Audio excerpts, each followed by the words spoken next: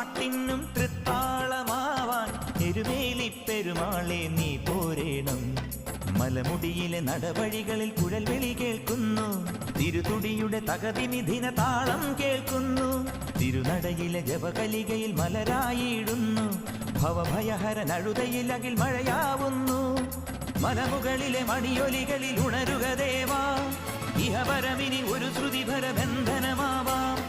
മലമുകളിലെ മണിയൊലികളിൽ ഉണരുക ദേവാ, ഇഹപരമിനി ഒരു ശ്രുതിഭര ബന്ധനമാവാം.